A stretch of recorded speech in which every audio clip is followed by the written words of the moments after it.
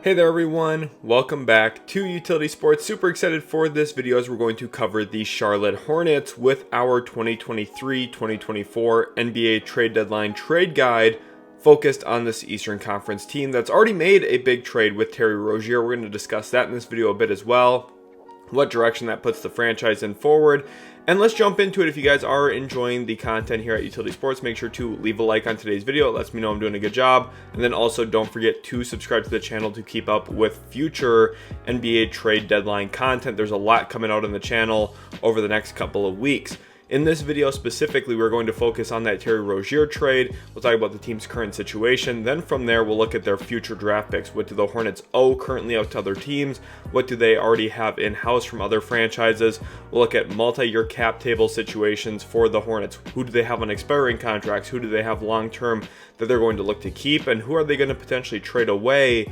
Then we'll look at trade evaluations. What is this player worth on the open market? What could I see other teams really be willing to give up for that player? And then when it comes down to our final predictions, we're going to highlight and headline some of the possible deals that I think could happen and some of the key things that we're going to have to keep our eyes on for the Hornets, not only this trade deadline, but moving forward as well. So let's get into it here now with that Terry Rozier trade. And I do have a video up on the channel. This is the thumbnail that you're seeing now on the graphic for trade grades for the Rozier trade. And I do want to kind of preface it just a little bit here. They did a good job. The Hornets did, in my opinion. Terry Rozier, look, he was putting up big numbers for the Hornets. I know a lot of Hornets fans were saying, oh, we didn't maximize his value. I think getting a first-round pick for Rozier is the positive step in the right direction that the Hornets needed to kickstart this thing with. It gives you a pick surplus, which is important. We'll talk about that later on in this video.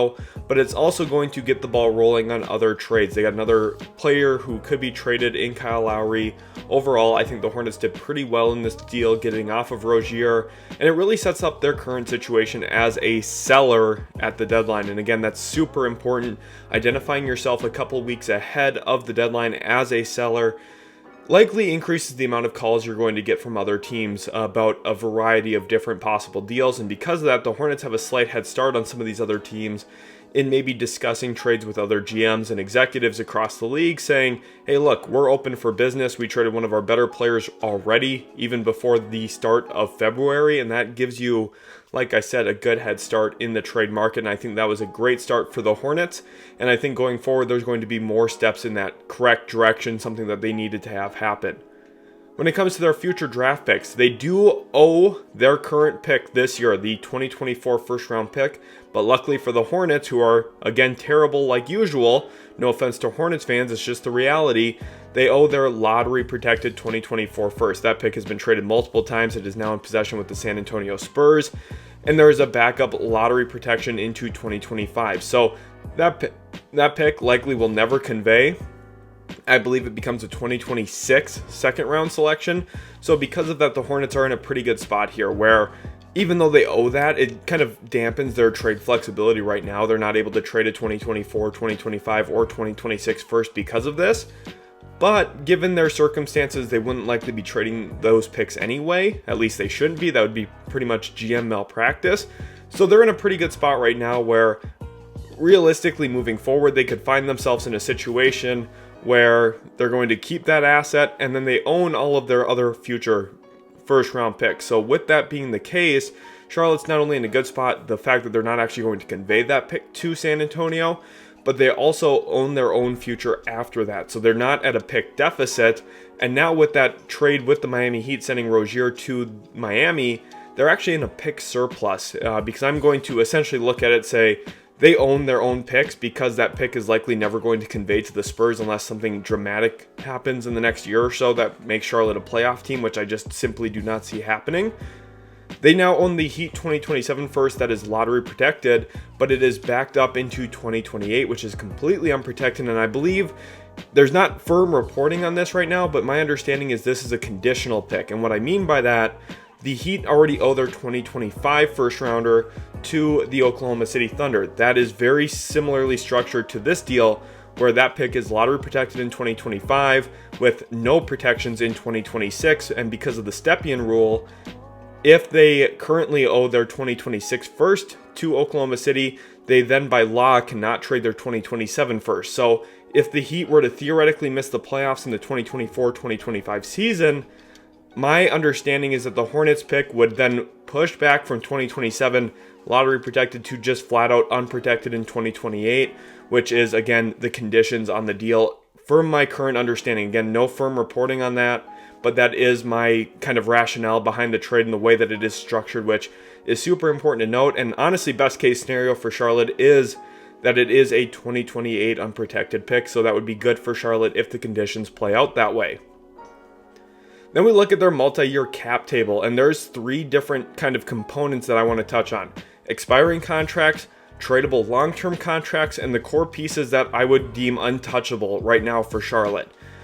The expirings, Kyle Lowry, who they just brought in, he cannot be aggregated with other salaries. According to my understanding of the situation, Gordon Hayward, he makes $31.5 million. It's a big expiring that I do think teams would have interest in. I think Gordon Hayward can still be a positive player in this league. Honestly, if I had to give a comparison to what his value should be like this summer, it's going to be similar to Nick Batum when the Hornets bought him out a few years ago. The Clippers got him. Everyone were kind of trolling the Clippers saying, wow, Batum, because everyone was looking at him through the lens of his contract with Charlotte, saying that he wasn't really going to help them. Batum's actually been a really good player in the league since then, and with a better valued contract, he's been actually extremely valuable. I think Gordon Hayward's going to be an example of that as well, where at the money that Charlotte's paying him, everyone looks at him kind of as a negative value piece. But when he's on a cheaper contract moving forward after this season, everyone's going to say, wow, Gordon Hayward's a really nice piece for that team. Miles Bridges picked up his qualifying offer a little bit under $8 million. I really don't know what's going to happen with Miles Bridges. He's such a weird piece. Like, how do you even go about like figuring out what's going to happen with him? He's honestly the weirdest situation in the league, given his off-the-court stuff. He's an expiring contract on the qualifying offer. It's pretty rare in itself. How do you value a guy like that? Because he's putting up good numbers this year. He's been pretty essential for Charlotte scoring the basketball, and he's been obviously a good long-term piece next to LaMelo Ball throughout his career so far. But I just don't really know if there's that much value around the league for him, given all of the other stuff. The PR perspective of making a trade like that would probably tilt the scale a bit as well. So he's an interesting player and one that I just don't really understand how to value properly. Because if you're Charlotte, you'd probably want, really good assets for him because he's a talented player. But at the same time, you have to understand that, hey, maybe other teams aren't going to be willing to do something like that, given the circumstances on his contract and off-the-court status. Then you look at tradable long-term contracts. PJ Washington, he's got a descending contract. He's under contract for 2 more seasons after this year at a pretty fair value. Now, there's a couple things to touch on about him. We'll talk about these guys a little bit later. Cody Martin, fully non-guaranteed his final year. That's a good aspect of any trade that we see for Cody Martin. His brother Caleb has really taken off with Miami, and it would be interesting to see if Cody Martin nets some value around the league because he has a similar skill set, obviously very similarly sized. Caleb Martin actually started his career with the Hornets with Cody. The Hornets then waived Caleb Martin, and then he found his success with Miami. So maybe Cody Martin, if he does get traded somewhere, could be a nice feel-good story for another team. Nick Richards, 3 years, $15 million, another good contract that's going to have some value. James Bouknight, second draft prospect here, where if a team trades for him, it's going to be likely for a pretty cheap price point. It's not going to take a lot to get Bouknight. He's pretty much out of the Hornets rotation. He's only played in, I believe, 10 games this season, and he's making a little bit under $5.5 million this season. So he's cheap, affordable, easy to get into the building, and again, his contract going into next season is non-guaranteed completely. So it could be a 1-year rental for a team, get their eyes on him early for a cheap price, and if they think, yeah, this is not a guy who's going to stick with us long term, you could just essentially waive him and there's no harm, no foul. Your core pieces, these are the guys who I would deem untradeable for Charlotte right now. That is LaMelo Ball, Brandon Miller, who's a rookie, having a great season, and then Mark Williams going into his second year in the league. He's been in and out of the lineup a bit this year, but again, when you look at the actual size, skill, strength, all of the components you're looking at to evaluate a player, I think Mark Williams is the long-term center here in Charlotte. And I do want to touch on something real quick with Brandon Miller. A lot of Hornets fans are trying to take a victory lap about me having Brandon Miller 4th on my big board behind Scoot Henderson, and me, I've been very vocal about saying that I would have taken Scoot Henderson if I was the Charlotte Hornets. I know people are going to say, look at that, Brandon Miller's been playing better. Okay, he's been marginally better this year than Scoot Henderson, and somehow still the Blazers have more wins despite having less talent on their roster. And when you're looking at draft picks, you draft to try and win. And the Charlotte Hornets, at the time I'm recording this, have 10 wins, 45 games into the season. They're on pace for 18 or 19 wins. So if you want to take your victory lap while still being a terrible team, go ahead and do so. You guys are marginally better than the Detroit Pistons. That's the reality of the situation.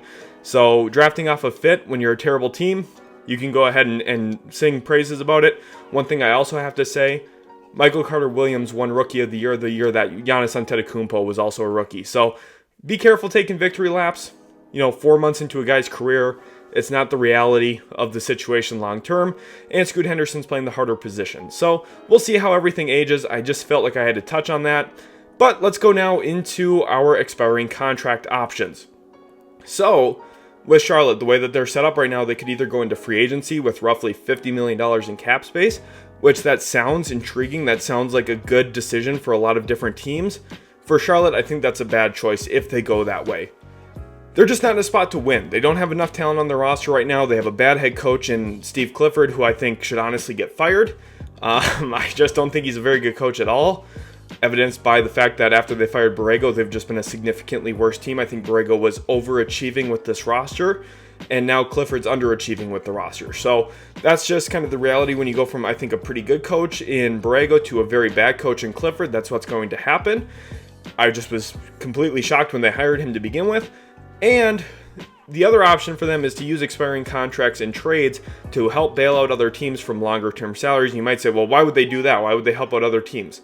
A couple of reasons. First of all, you're building good relationships with other teams. It's going to help you get deals done in the future, especially with new ownership there. You kind of want to build up that level of trust. Mitch Kupchak, of course, is a longtime GM. He's been in this league for a long time, so he already has some of those relationships.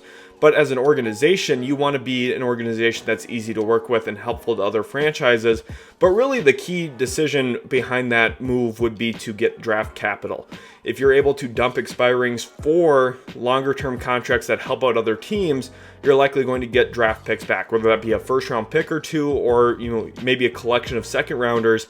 Hornets fans might say, we don't need more second-round picks. They're helpful. It helps you make other trades. Again, you're building up those relationships, and I think it's worth doing, especially with the fact that the Hornets are not going to be ready to compete by next season, and they're definitely not going to be able to compete anytime this year either. So you're looking at a team that, honestly, they just need to take a 3-4 year approach. I know they've been bad for a while, but they've got to still be patient here, even though the team isn't good now, hasn't been good recently. They have to be patient, and they have to do this the right way, and I think getting more draft capital, very similar to what we saw the Brooklyn Nets do a long time ago when they were trying to work their way through the Kevin Garnett, Paul Pierce trade.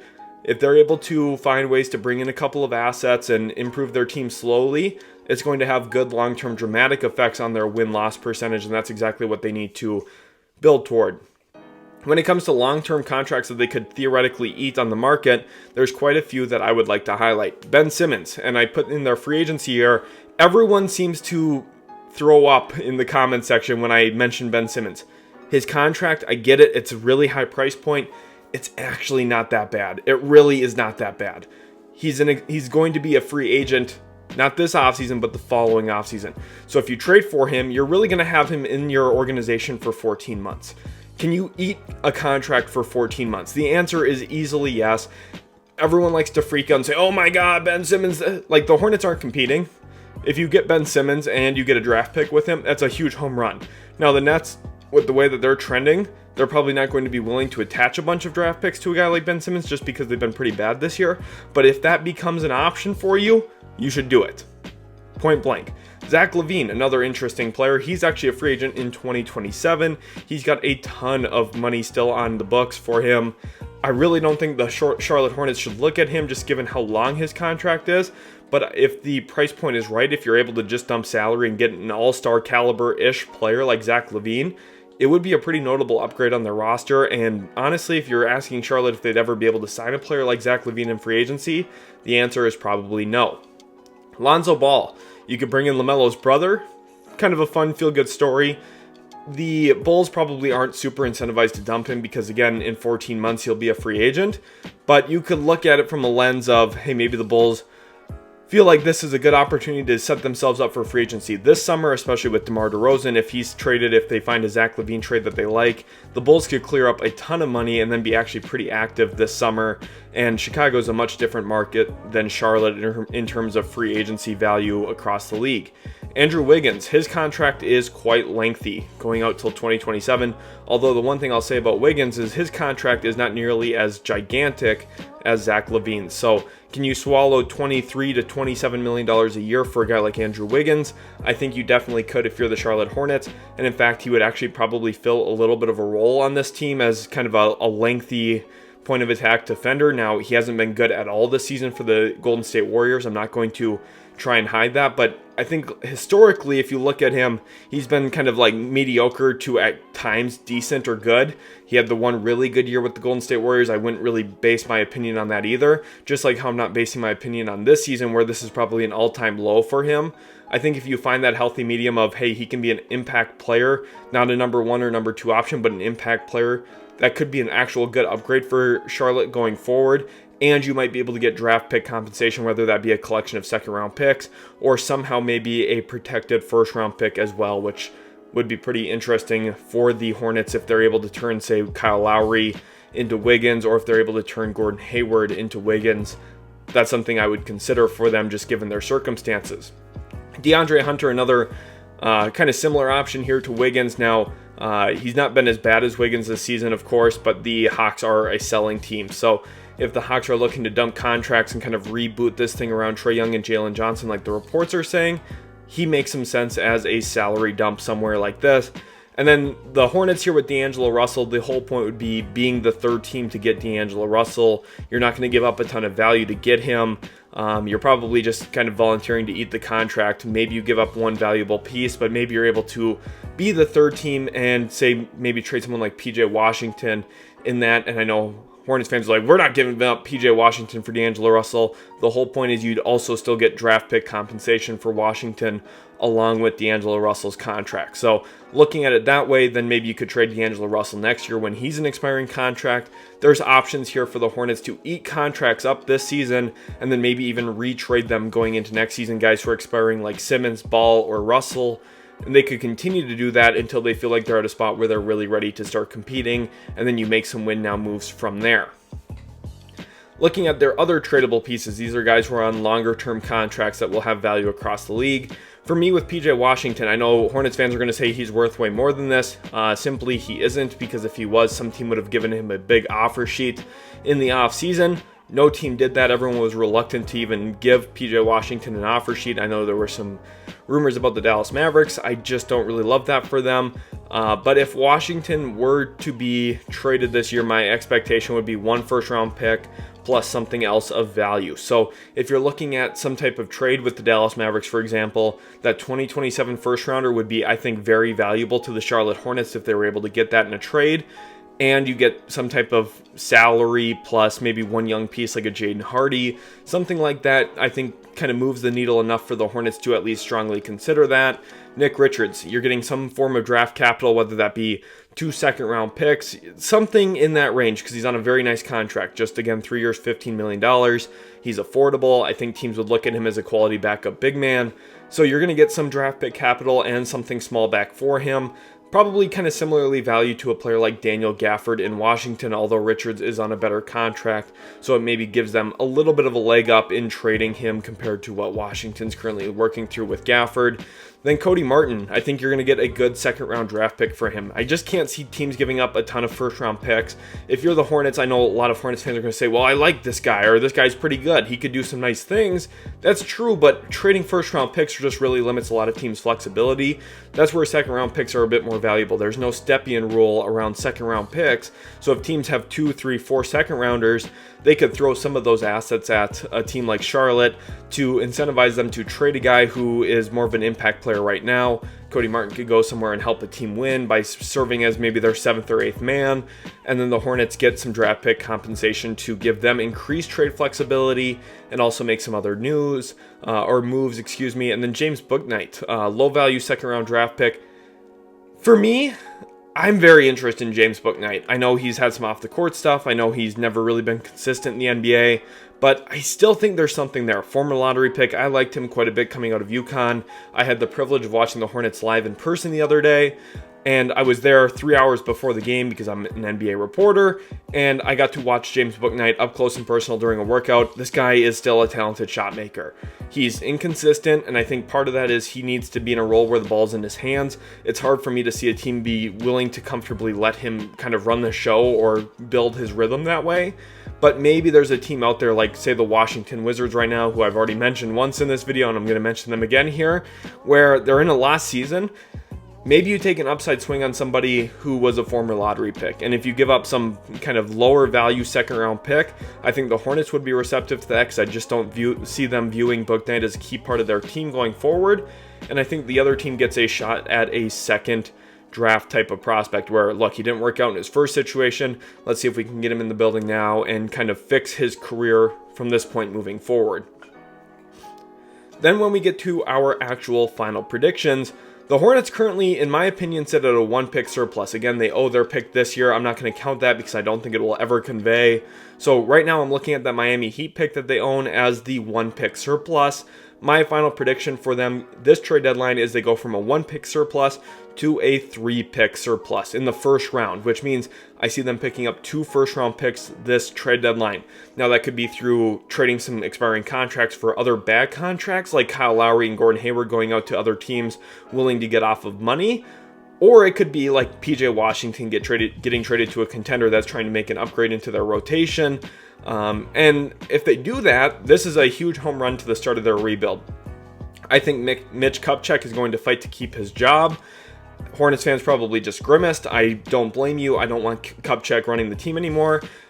But with him making these decisions to start a rebuild, he's probably talking to their new ownership saying, look, I'm the right guy. Look at who I've drafted. I drafted LaMelo Ball. I drafted Brandon Miller. I drafted Mark Williams. And they're going to look and say, hey, those are 3 core pieces of our team. Maybe this guy's right. Maybe he should stay. I'm not defending that decision, but I think that's what he's going to try to do. And then the Hornets' new ownership, which I think is already off to a good start, just given their recent decisions. They've been super patient. The Terry Rozier trade is really the first big trade that they've made as owners of the Charlotte Hornets.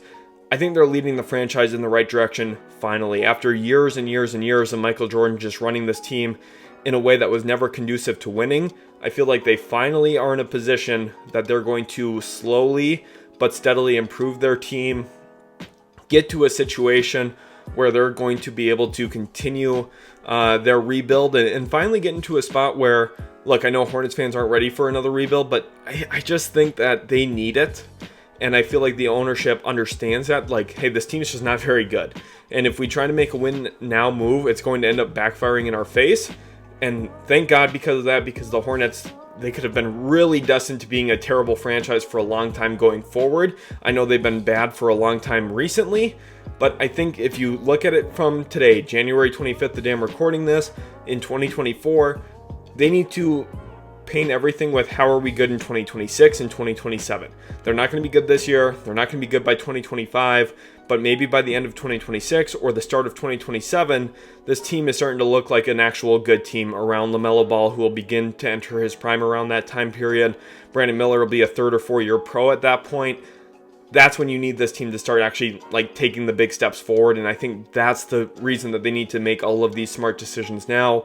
They're going to get far out future first. And I think because of that, they're going to have sustained good trade flexibility moving forward, which is exactly what you want. When you're a rebuilding team, you want a draft pick surplus and you want to have your team kind of trending in the right direction as a young organization with a bunch of young players. I think the Hornets are finally starting to do that. Thank you all so much for watching. I really hope you guys enjoyed this video. If you did, make sure to leave a like, subscribe to the channel for more content. It was a lot of fun to record on here, and we'll catch you guys in the very next Utility Sports video.